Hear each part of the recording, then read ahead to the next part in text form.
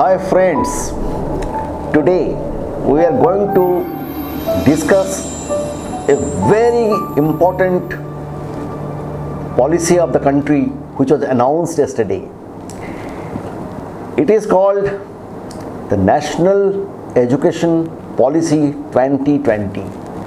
As all of you know, under our Youth and Truth series, we have been discussing many contemporary topics which are affecting the youth. And perhaps of all the topics we have discussed today, the National Education Policy 2020 is the most potential path-breaking policy which will affect the youth. So we are going to talk about that. That is very important. My dear friends, I will tell you what John Dewey says. Education is not for the preparation for life. Education is life itself. That is what the beauty of education. And that is what this National Education Policy 2020 has reflected. My dear friends, as you know that this National Education Policy has come after 34 years. The last was in 92 and another was way back in 86. So the major changes have been brought in with this policy. This policy basically has three broad aspects. It is transformational. Number two, it is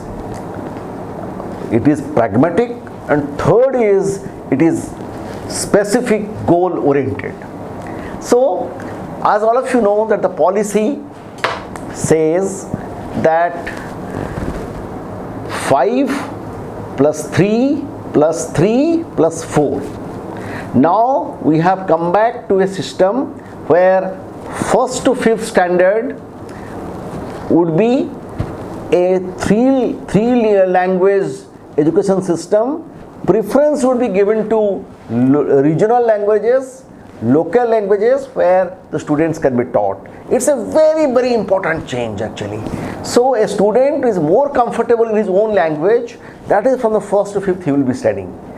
Then from 6th, 7th, 8th, this is basically the foundation course. This is basically preparing the foundation for this thing. And importantly, from this 6th, 7th, 8th, the important decision is to introduce skill development, training and courses in this. That is a very path-breaking departure from the earlier ones.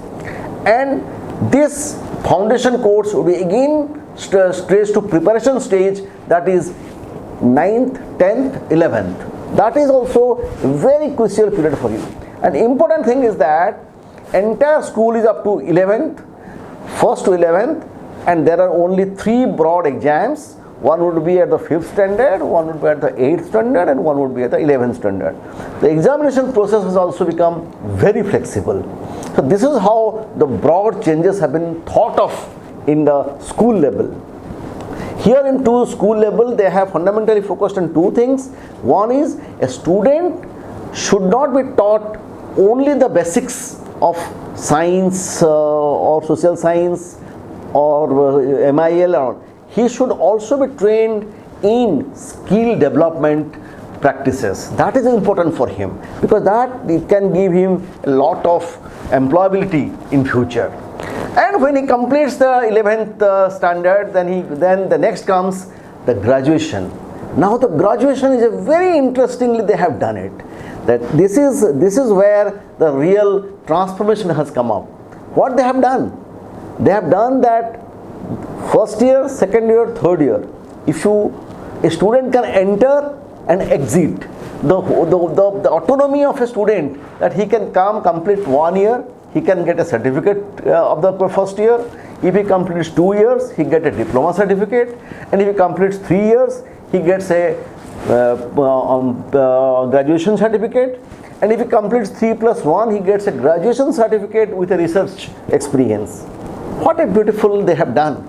And the most interesting departure in this here that a physics student can take political science.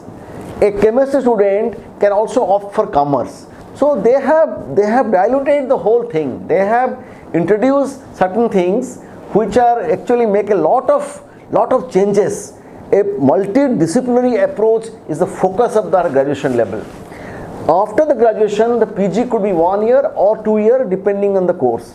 And they have abolished the MPhil, which the thing is redundant, no longer is important. And then what they have done, they have introduced PhD for 4 years. So the entire educational pattern has changed. The exam pattern has changed. Now what they have done, the students for higher education, they will go through a common entrance test like CAT or SAT. They have to go through a common entrance test, which will be held twice in a year.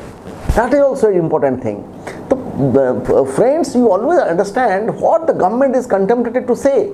The government policy is actually says that a student should have been trained or taught, like in Germany or in France or in US.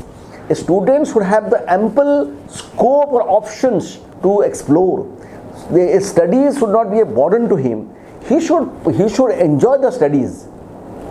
If I quote what Abraham Lincoln wrote to the headmaster of the school where his son was going to join, Abraham Lincoln wrote, "My dear teacher, my son is going to study in your school.